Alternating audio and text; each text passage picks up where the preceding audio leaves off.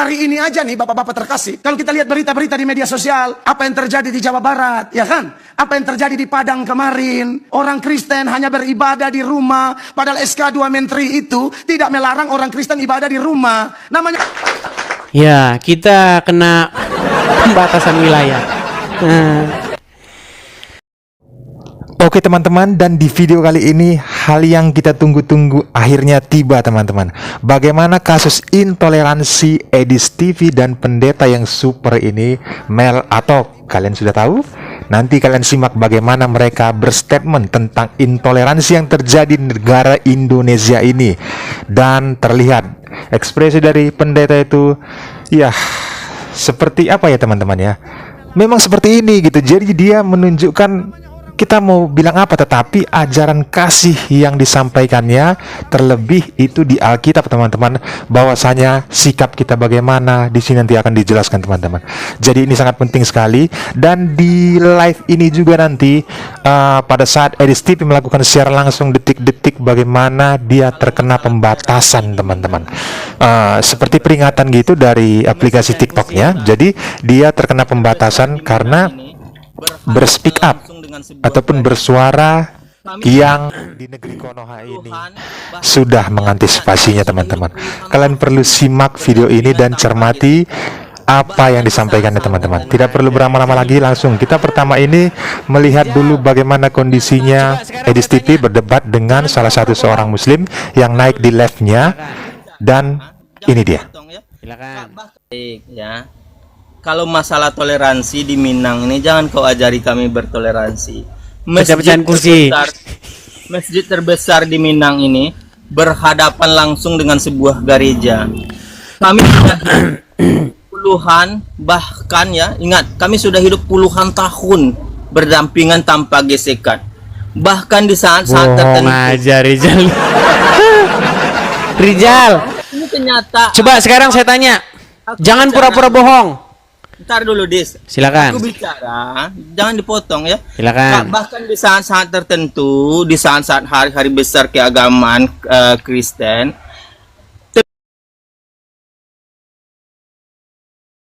tempat parkir di gereja itu nggak muat.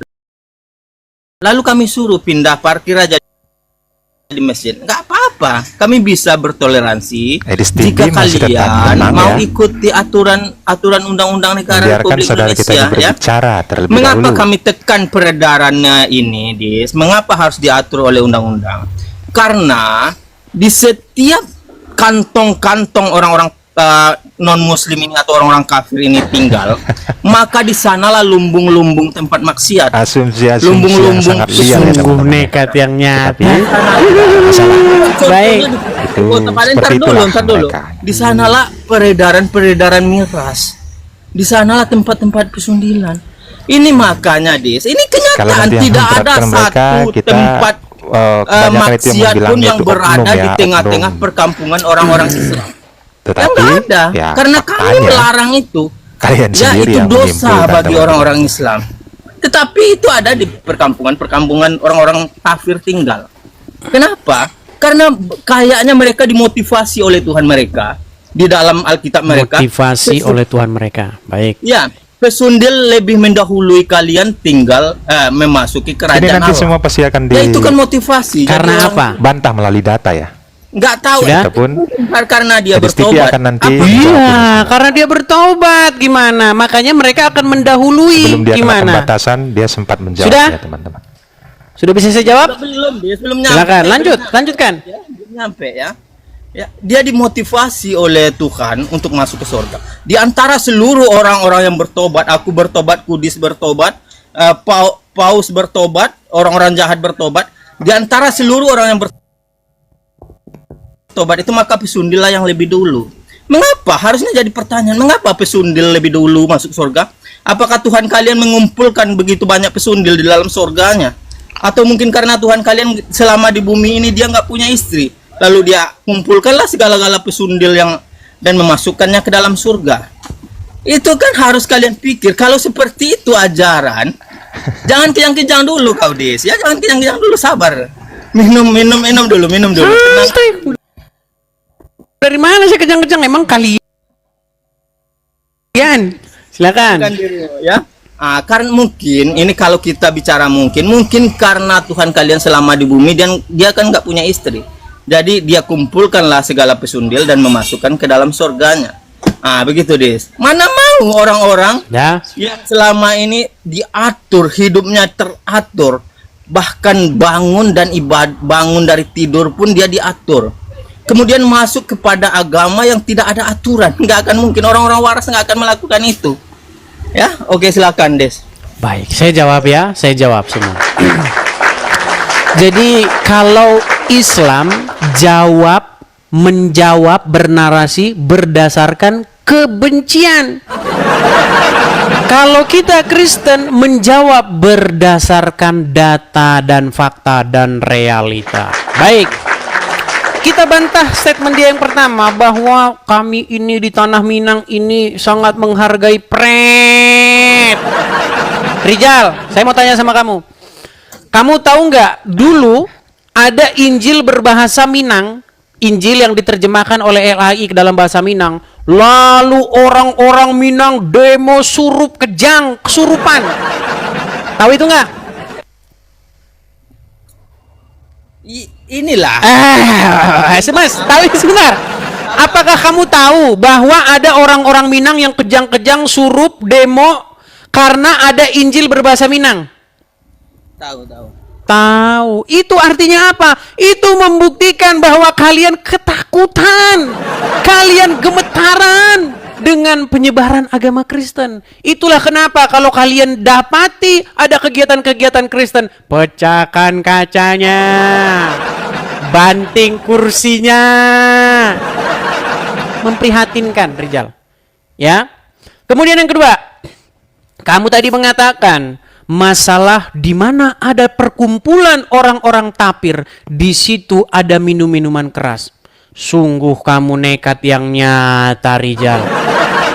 Saya minta kamu tunjukkan datanya, saya mintakan data statistiknya, sumbernya, penelitiannya, apa sampel yang digunakan, kampung apa gunakan. Saya tunggu. Tapi saya akan menunjukkan kepada kamu sebuah data di dalam Al-Quran. Bukan hanya Qomer, sungai Qomer bahkan dikasih kalian oleh Allah.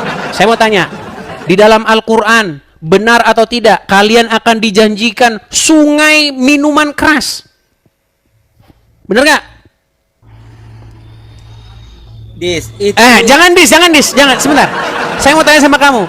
Benar tidak di dalam Al-Quran Allah menjanjikan orang-orang yang beriman bahwa mereka bukan hanya sekedar dikasih minuman Qomer, dikasih sungai Qomer, bener nggak? Itu di surga deh. Iya. Tenang dulu. Makanya saya bilang kalian ini ya, walaupun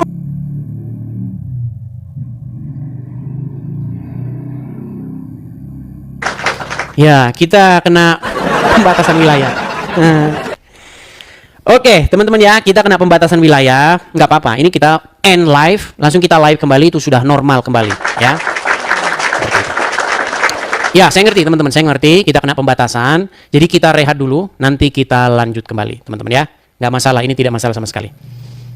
Hanya dimatikan, kita langsung live lagi, sudah normal ya. Teman-teman yang di Konoha, yang tidak, karena Konoha begitu, sikit-sikit penistaan. Sikit-sikit penistaan. Oke ya, itu saja teman-teman ya. Oke, kita akhiri acara kita, teman-teman. Kurang lebihnya mohon maaf. Tuhan Yesus memberkati kita semua. Shalom, sampai jumpa kembali.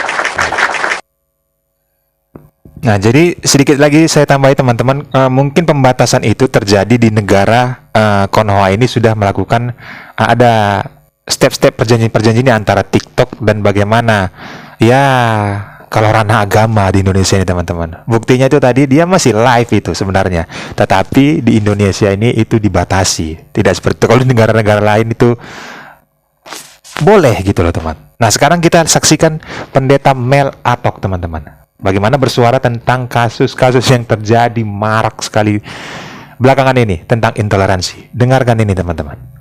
Hari ini aja nih bapak-bapak terkasih, kalau kita lihat berita-berita di media sosial, apa yang terjadi di Jawa Barat, ya kan? Apa yang terjadi di Padang kemarin? Orang Kristen hanya beribadah di rumah. Padahal SK2 Menteri itu tidak melarang orang Kristen ibadah di rumah.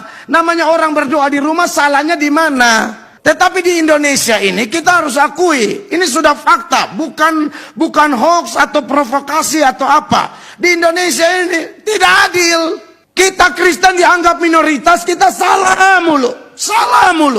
Saya ini orang NTT, di NTT itu mayoritas Kristen. Kalau kawan-kawan agama lain ibadah tutup jalan, kita izinin. Nggak ada orang Kristen demo karena ada teman-teman ibadah, ada pengajian di situ. Nggak ada, Pak. Padahal Kristen di NTT itu otak miring banyak.